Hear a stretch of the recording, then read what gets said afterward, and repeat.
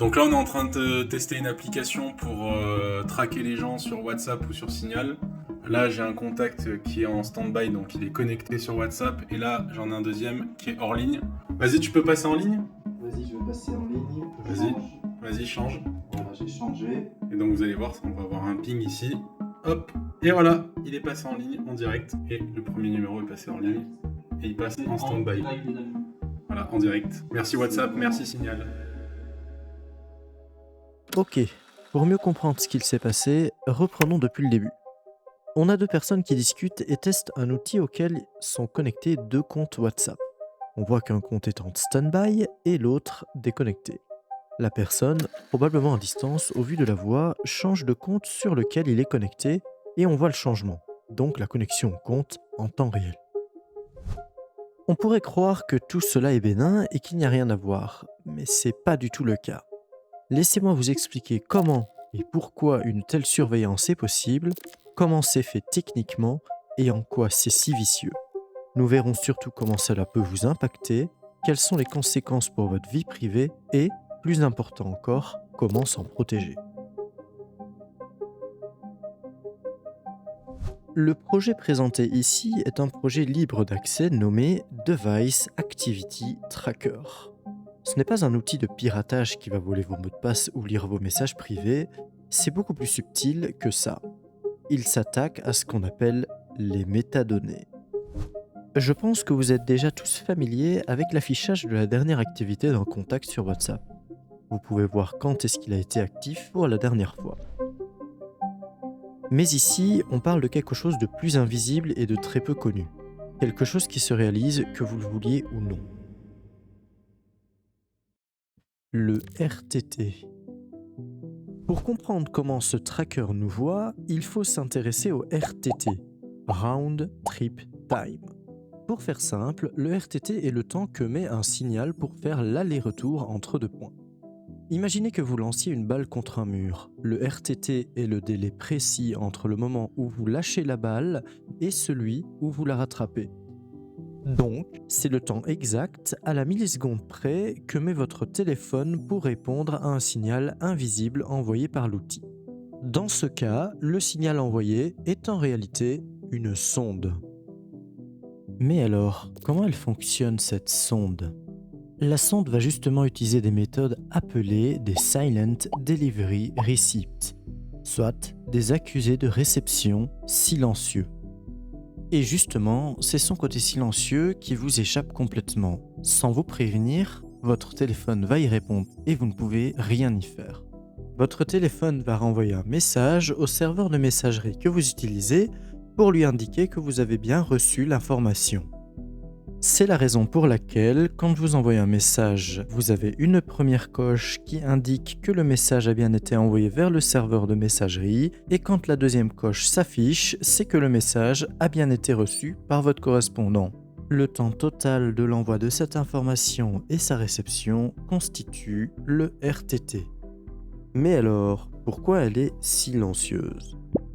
Justement, la sonde peut utiliser deux méthodes. Elle peut employer la méthode de suppression, qui demande la suppression d'un message qui n'a jamais existé, et la méthode de réaction, qui envoie une réaction à un message qui n'a également pas existé.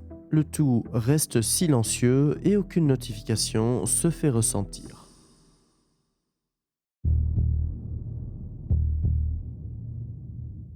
Vous pouvez être surveillé ainsi pendant des mois sans jamais avoir le moindre doute.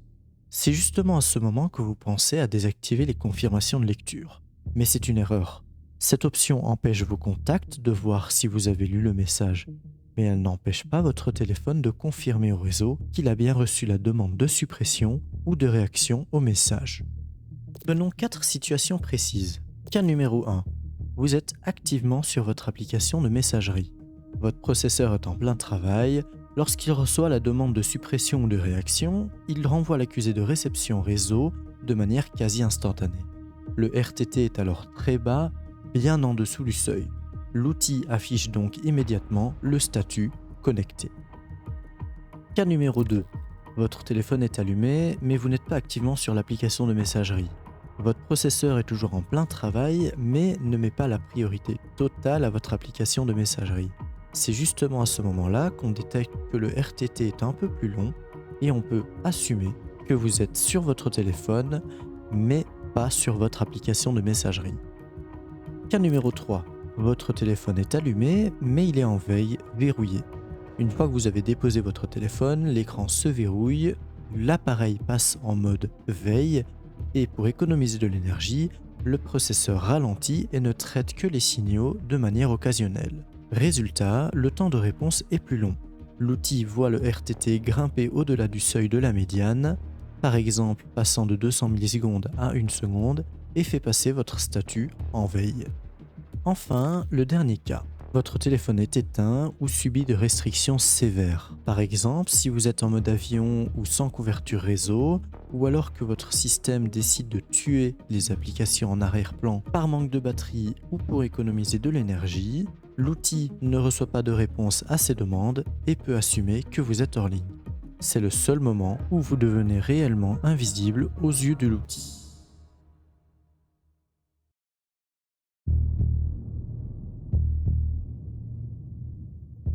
Et justement, ce n'est pas tout.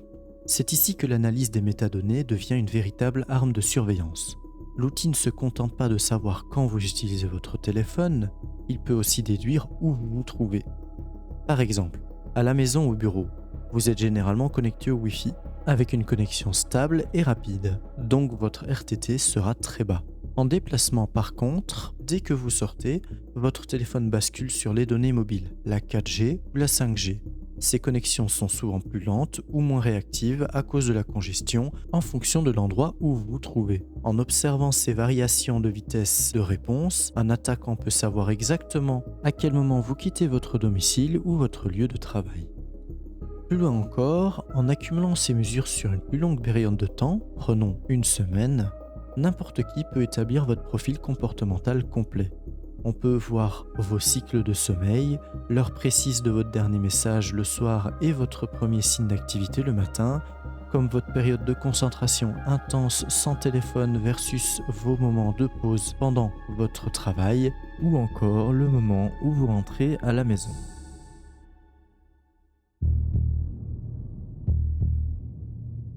Bon, avec tout ça, le but n'était pas de vous faire peur.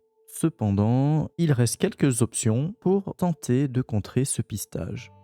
Pour les développeurs d'applications comme WhatsApp ou Signal, la solution serait d'ajouter du jitter ou de la fluctuation.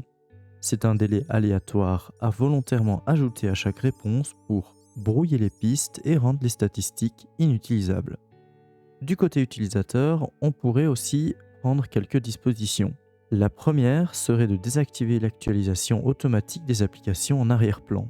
Cependant, ceci amènerait une expérience utilisateur dégradée. Lorsque vous lancerez votre application de messagerie, celle-ci ne sera pas à jour et vous ne pourrez pas voir directement les messages que vous avez reçus ou alors tout simplement les voir alors que vous êtes hors ligne.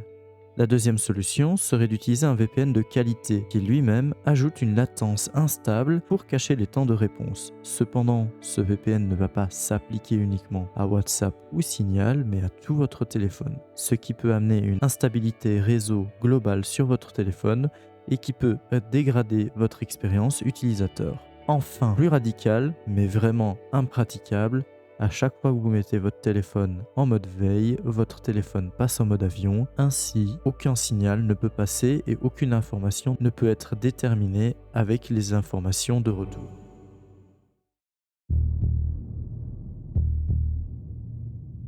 Conclusion.